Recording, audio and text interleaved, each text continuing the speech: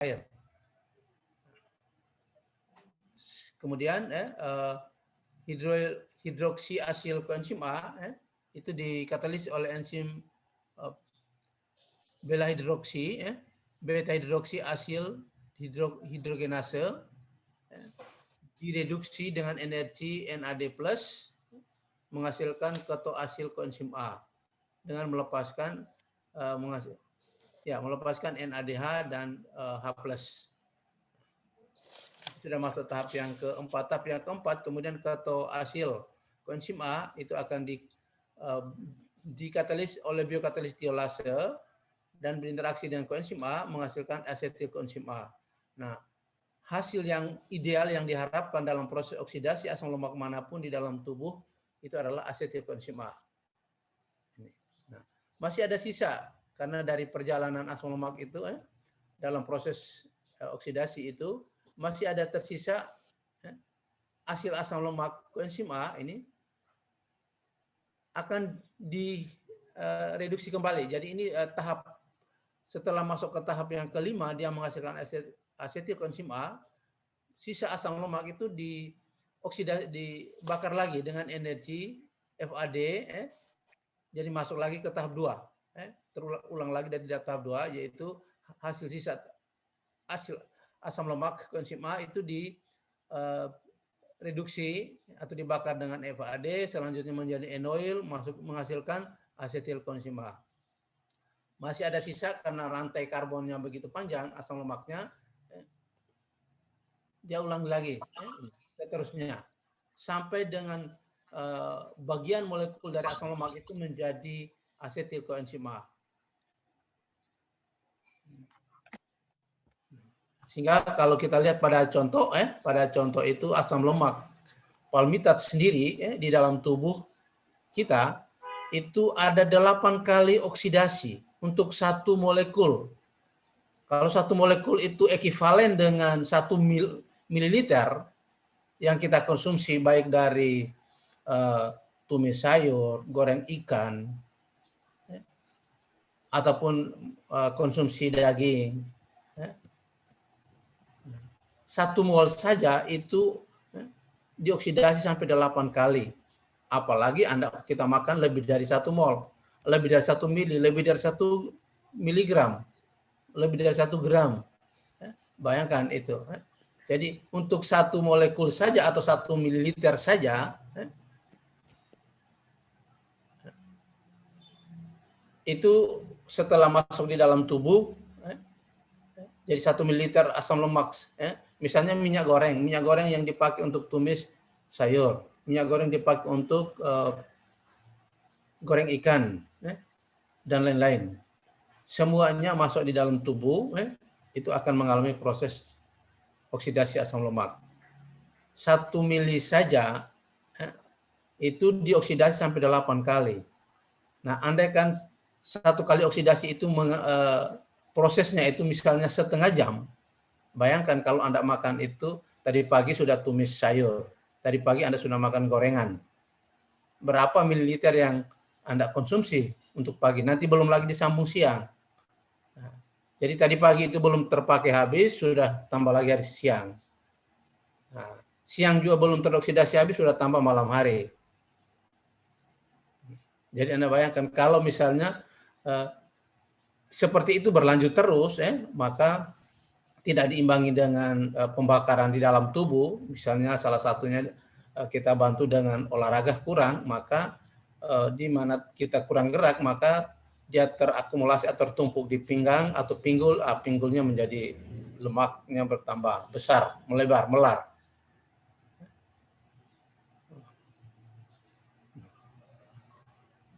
Itu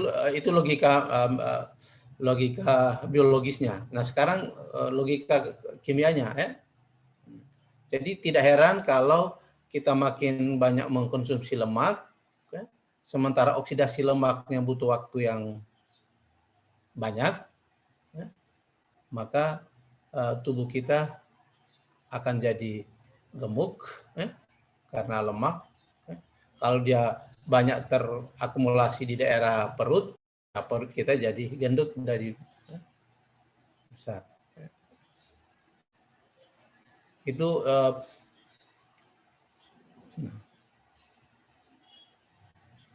logika biologis, ya, biologi. Nah, sekarang logika kimianya ini. Apa yang menjadi kesulitan dalam proses, silakan boleh ditanya. Sorry. Ya, tadi yang saya sebutkan sudah ada catatan di bawah ya. 1 mol asam lemak palmitat itu sudah 7 kali oksidasi. Beta menghasilkan 8 molekul asetil. Nah, sementara palmitat itu kalau kita hitung dari jumlah karbonnya itu ada 16. 1, 2, 3, 15, 16. 16 karbon. Nah, 16 karbon itu harus dioksidasi menjadi asetil koenzim A. Asetil koenzim A ini karbonnya hanya 1, 2, 3. Hanya 3. Jadi dari 16 karbon itu mengalami 7 kali oksidasi, terpotong kalau bahasa yang paling sederhana, terfragmentasi menjadi 3 karbon dalam bentuk asetil koenzim A, dalam molekul asetil koenzim A. Nah, dari 16 karbon itu akan terpotong menjadi masing-masing 3 karbon, maka ada 7 kali, ada 7 kali oksidasi dan menghasilkan 8 molekul asetil koenzim A. Kemudian asetil koenzim A yang dihasilkan pada proses oksidasi asam lemak di dalam sel hati, di dalam darah, itu akan digunakan juga pada proses oksidasi, pada proses metabolisme siklus Krebs.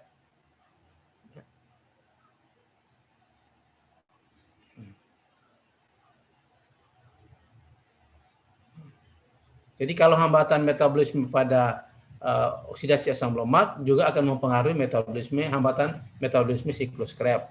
Hambatan oksidasi pada asam pirufat, karena asam pirufat juga harus menghasilkan asetil koenzim A, juga akan menghambat metabolisme siklus Krebs. Nah, kalau siklus Krebs terhambat, akan menghambat proses metabolisme biosintesis asam amino dan protein. Nah, kalau protein dan terhambat, maka bisa terjadi pembentukan ikterus ataupun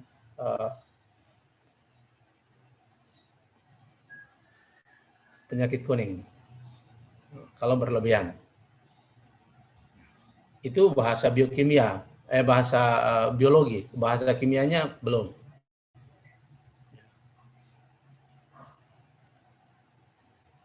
Silakan, itu gambaran biologisnya. Sekarang kimianya, bagaimana kimianya? Apakah ada yang masih kesulitan?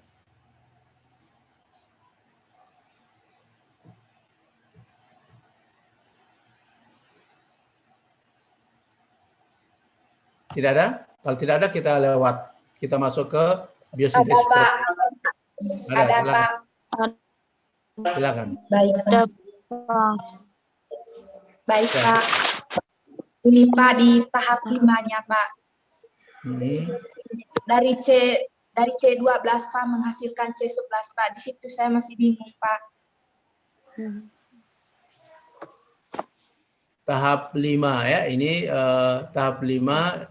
Jadi hasilnya ini dulu. Tahap yang kelima ini, ya, Pak. ini kan masih ada, ini kan baru terpotong ya. Kalau bahasa yang paling sederhana, bahasa yang pada sana kan baru dari 16, dari 16 itu, dari 12 dari struktur umumnya ini kan ada 12 baru teroksidasi satu. Ini coba, sorry. Kalau kita hitung ini ya, ini 1, 2, 13, 14. Bari setiap kali oksidasi itu ada 2 karbon yang terfragmentasi, 2 karbon yang terpotong untuk menghasilkan asetil koenzim A. Sehingga kalau ada totalnya ada 16, itu ada 7 kali, kalau tidak salah 7 kali ya ini. Kalau kita hitung dari sini ya, kita lihat dari sini. Ini C-nya 1, 2, 3, 12, 15, 16. Kalau kita hitung ke sini itu ada masih tersisa setelah 2 karbon terpotong, ini masih ada tersisa 1, 2, 13, 14. Berarti ada dua karbon dari asam palmitat yang terfragmentasi atau teroksidasi menghasilkan asetilkoenzim A. Nah, di tahap 5 hasil ini kemudian hasil ini dia kembali lagi dengan menggunakan mekanisme tahap 2. Jadi hasil sisanya tadi saya katakan ini diulang, ini kalau kalimat dibaca ini diulang terus sampai semua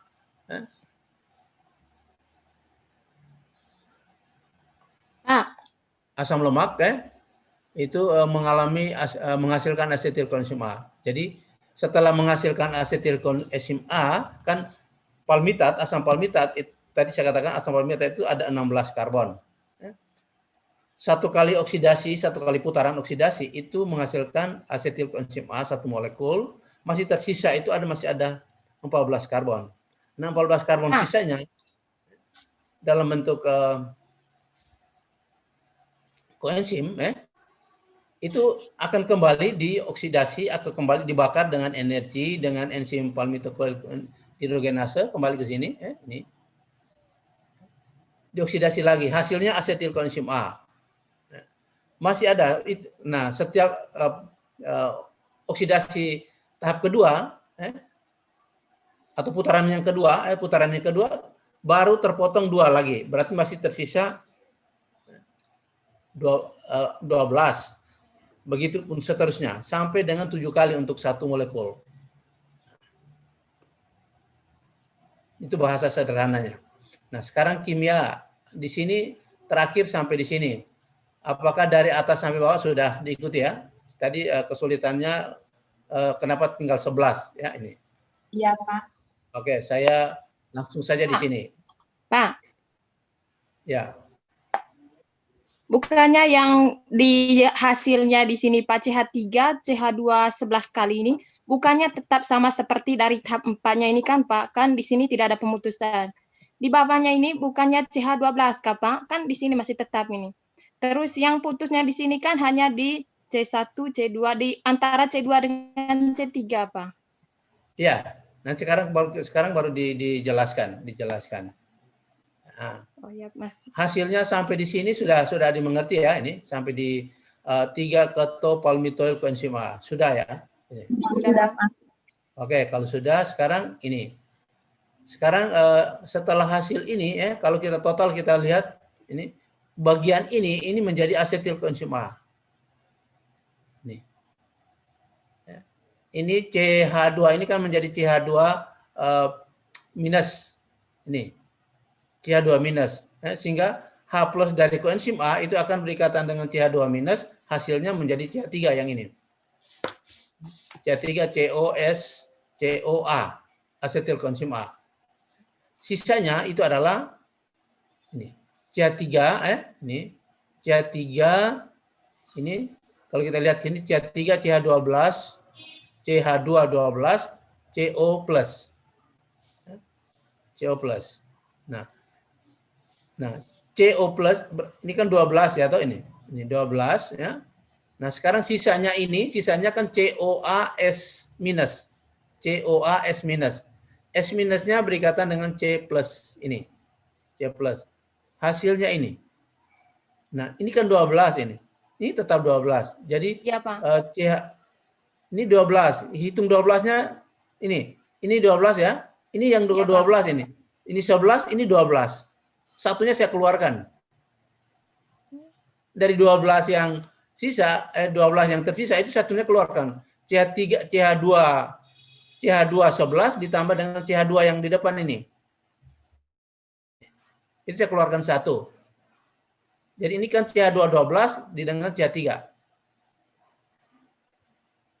Nah, tujuan apa saya keluarkan? Nanti sebentar akan terpotong menjadi asetil nanti. Jadi itu tetap 12, tidak berubah, tidak berkurang. Belum berkurang ini. Jadi CO CH2 11 berarti kan sudah 12. Sama persis CH3 ini. Jadi belum ada perubahan dari CH212 masih ada tetap. Sudah bisa? Yang tanya kenapa jadi 11? Bukan 11, ini totalnya tetap 12. Yang satu dari yang di dalam kurung 12 itu saya keluarkan satu di depan sini, CH2 ini. Iya, Pak.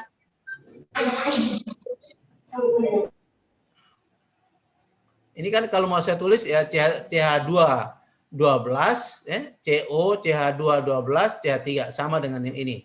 Tapi ini dengan sengaja saya keluarkan satu dari dalam kurung CH2 12 itu saya keluarkan satu CH2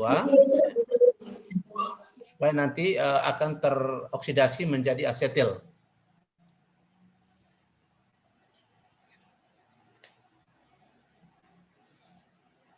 Sudah bisa yang tanya sudah Sudah, ikuti? Pak.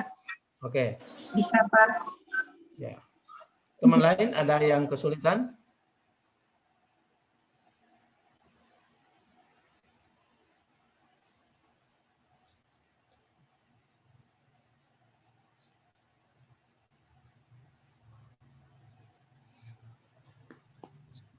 Tidak ada ya? Oke, kalau tidak ada ya, secara biomedis tadi sempat saya singgung ya, bahwa kalau kita makin banyak konsumsi lemak, beda dengan konsumsi minyak goreng. Sama-sama asam lemak. Yang bedanya adalah pada suhu kamar, yang kita katakan lemak, itu artinya asam lemak dalam bentuk padat. Kenapa dia padat? Karena ikatan rangkapnya, baik rangkap 1, rangkap 2, atau rangkap 3 itu makin banyak. Sedangkan kita katakan minyak, juga asam lemak komponennya, tetapi jumlah ikatan tunggalnya jauh lebih banyak daripada ikatan rangkap. Sehingga pada suhu kamar dia berwujud cair.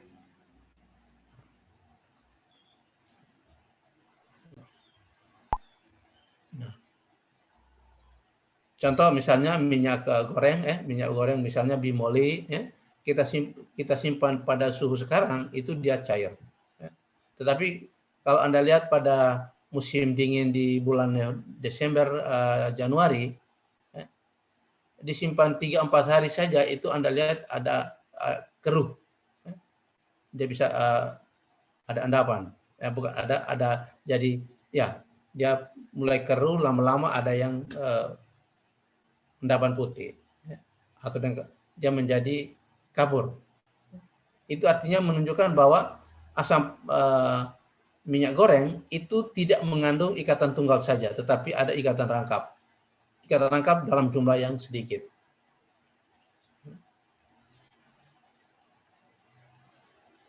Nah, tetapi kalau misalnya lemak hewan, misalnya lemak babi, lemak sapi, lemak ayam, asam lemak juga, tapi wujudnya padat karena tadi jumlah ikatan rangkap antara karbon dan karbon di dalam asam lemak itu lebih banyak, dibandingkan dengan minyak, sehingga wujudnya langsung padat. Baik yang minyak goreng, baik yang lemak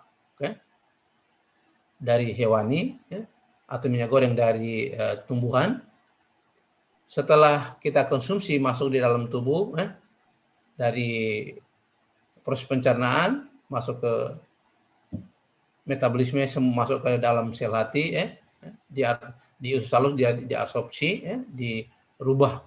Jadi kalau ini molekul asam palmitat,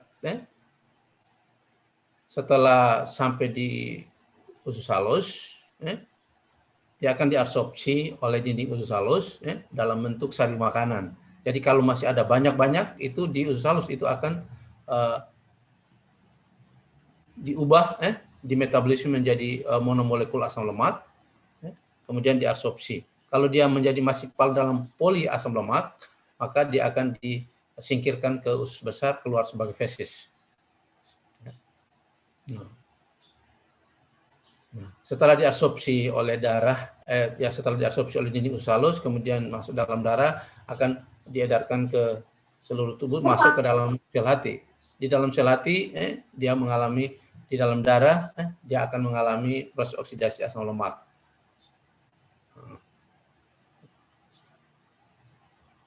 Sehingga tadi saya katakan, kalau kita makin banyak konsumsi, jadi ikatan tunggal maupun ikatan rangkap, baik rangkap 2 maupun rangkap 3 pada minyak goreng ataupun lemak hewani, itu masuk di dalam sel hati, dalam darah akan mengalami oksidasi. Nah, kalau misalnya ikatan rangkap, berarti sebelum teroksidasi, dia dulu adisi dulu ikatan rangkapnya menjadi ikatan tunggal. Nah, begitupun ikatan rangkap 3, lemak hewan, ada rangkap 3 misalnya, maka sebelum teroksidasi dia juga adisi, ya, dalam proses itu ikatan rangkapnya diadisi menjadi ikatan tunggal. Berarti jumlah yang tadinya sedikit dia makin banyak, sehingga tadi karena proses oksidasinya itu butuh waktu, maka tadi pagi saya katakan, tadi pagi kita sudah konsumsi lewat tumis sayur, lewat telur goreng, lewat ikan yang digoreng, yang menggunakan minyak goreng misalnya, atau kan bahkan sepotong daging yang mengandung lemak. Maka proses oksidasinya sepanjang kita sekarang sedang dalam saat kita kuliah sekarang sedang terjadi proses oksidasi asam lemak. Sebentar siang kita makan lagi. Sementara yang tadi pagi belum selesai dioksidasi, malam kita makan lagi. Akhirnya kita tidak banyak gerak, maka proses pembakarannya kurang, maka dia akan tertumpuk di daerah-daerah, misalnya di pinggang, di pinggul, maka pinggul kita menjadi melar. Di perut jadi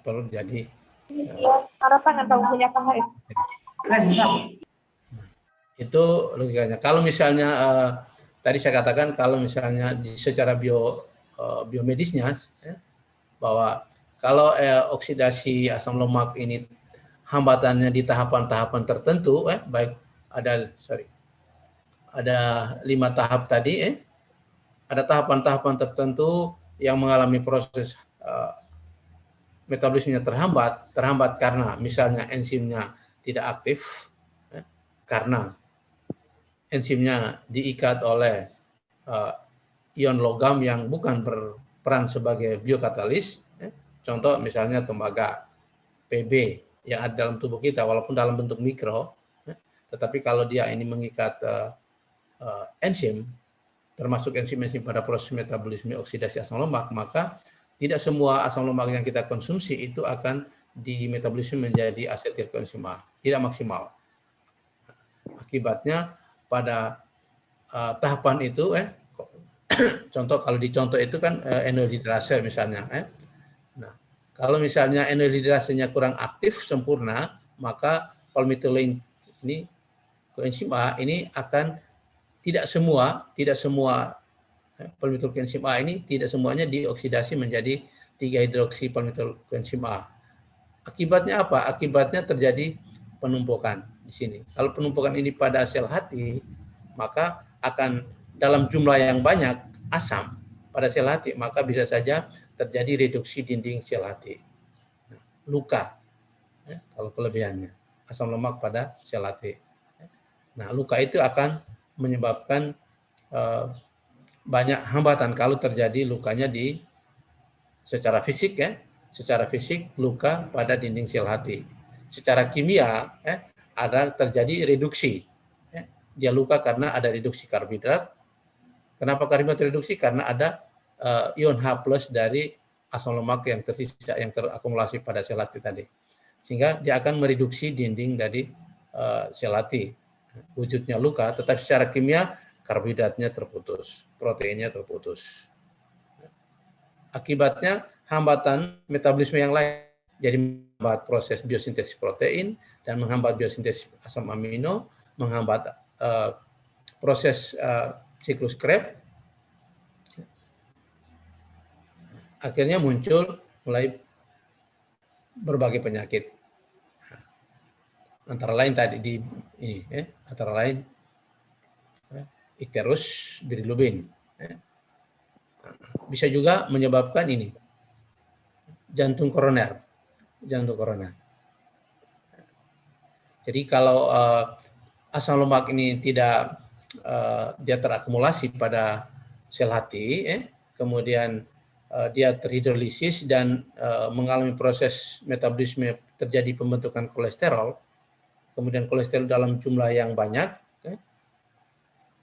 maka bisa saja terjadi pembentukan plaque, atau dengan bahasa yang paling sederhana, pembentukan garam kolesterol secara kimia. Jadi setelah asam lemak ini berubah menjadi kolesterol, di metabolisme menjadi kolesterol, kemudian kolesterol ini akan berinteraksi dengan ion-ion logam, misalnya kalsium, karena air kapur di kupang ini tinggi, maka ion kalsium itu mengikat gugus OH pada kolesterol, sehingga membentuk kalsium kolesterol. Nah, kalsium kolesterol dalam bentuk garam. Garam itu akan menempel pada dinding pembuluh darah di hati, ke jantung, atau kan bahkan menempel di sini misalnya ini Anda lihat, Anda masuk ini kalau ini kita lihat dari gambar ini, itu berarti ada sari makanan yang dibawa oleh darah masuk ke jantung sini. Darah masuk ke jantung. Nah, di dalam darah itu mengandung kolesterol. Kemudian pada dinding pembuluh darah vena ke jantung ini mengandung ada ion-ion kalsium, maka bisa terjadi interaksi antara kolesterol dengan ion kalsium menjadi kalsium kolesterol yang menempel pada dinding pembuluh darah ke jantung.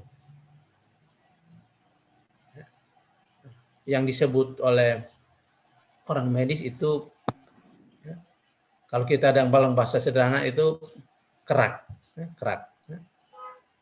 Jadi garam yang menempel pada dinding pembuluh darah ke jantung ini, logikanya begini, sama. Kita masak air, ada kapur. Kalau kapur itu menempel pada dinding dari panci atau dasar dari panci.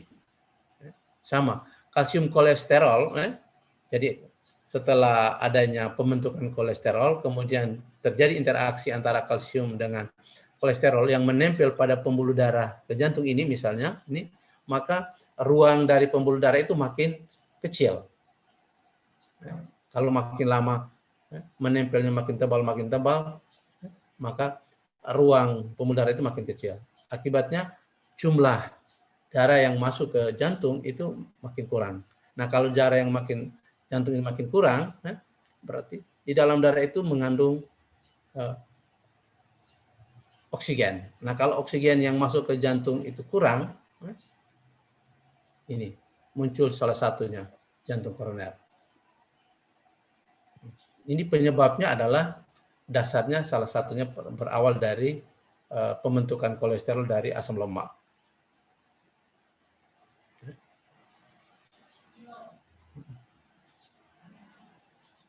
Sehingga menyebabkan tekanan di dalam jantung itu meningkat karena ruang dari pembuluh darah ke jantung itu makin sempit.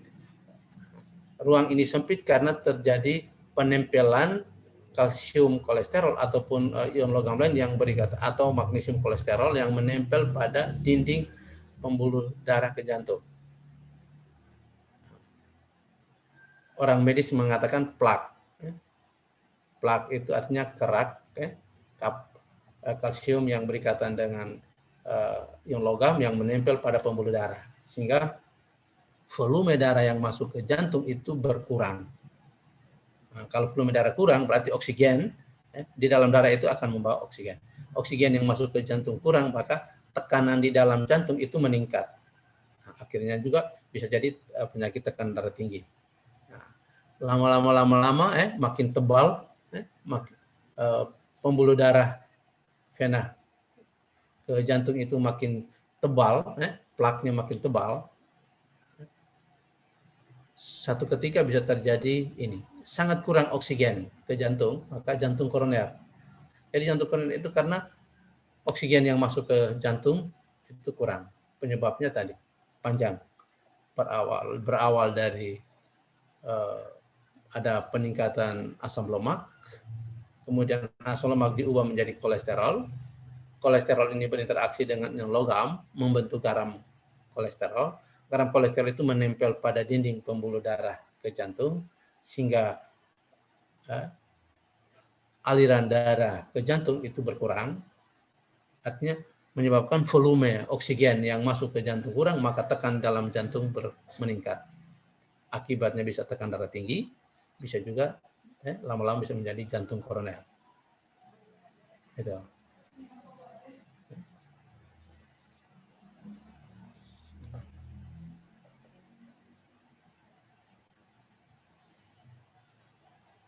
Solusinya apa? Solusinya ya kita harus mereduksi, kita mengkonsumsi obat, apakah herbal ataupun sintetik, yang bisa mereduksi atau dalam bahasa yang paling sederhana melarutkan kalsium kolesterol atau plak yang menempel pada pembuluh darah ke jantung. Kalau jantungnya jantung koroner. Nah, kalau dia itu kalsium kolesterol, maka orang kimia, kalau Anda sebagai orang kimia, bukan orang medis, tetapi Anda bisa, kita melihat dari sisi plaknya, setelah terjadi pembentukan kalsium kolesterol atau garam kalsium kolesterol, ataupun magnesium kolesterol, plak, kita bisa mengurangi dia, melarutkan dia, kita menggunakan apa? Tidak harus nama spesifik, tetapi secara umum kita menggunakan bahan yang sifatnya apa, baik herbal ataupun sintetik, baik obat sintetik maupun obat herbal yang sifatnya apakah asam, basa, untuk bisa melarutkan plak atau kalsium kolesterol ataupun magnesium kolesterol yang menempel pada dinding pembuluh darah ke jantung.